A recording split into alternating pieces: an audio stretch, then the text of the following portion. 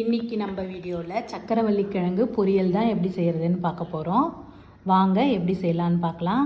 அதுக்கு நான் சக்கரவள்ளி கிழங்கு தோலெல்லாம் எடுத்துகிட்டு குட்டி குட்டியாக கட் பண்ணி நல்லா அலசி எடுத்து வச்சுக்கிட்டேன்.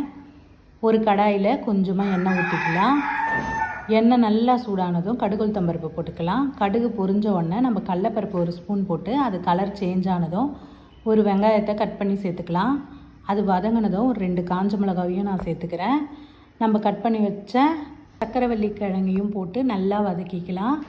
அதுக்கப்புறம் இதுக்கு தேவையான அளவு உப்பு, மிளகாத்தூள், மஞ்சத்தூள் போட்டு நல்லா வதக்கிட்டு இது வேகிறதுக்காக நான் ஒரு 3/4 டம்ளர் அளவு தண்ணி ஊற்றிக்கிறேன். தண்ணியெல்லாம் சுண்டி நல்லா வெந்த உடனே நம்ம சிம்மில் வச்சுட்டு நல்லா வதக்கி விட்டுக்கிட்டே இருந்தீங்கன்னா அது நல்லா மொறுமொறுன்னு வந்துடும். அவ்வளோதாங்க, சூப்பராக ரெடி ஆயிடுச்சு சக்கரவள்ளி கிழங்கு பொரியல். இந்த வீடியோ உங்களுக்கு பிடிச்சிருந்தா லைக் பண்ணுங்கள், ஷேர் பண்ணுங்கள், கமெண்ட் பண்ணுங்கள், சப்ஸ்கிரைப் பண்ணுங்கள் ஃப்ரெண்ட்ஸ்.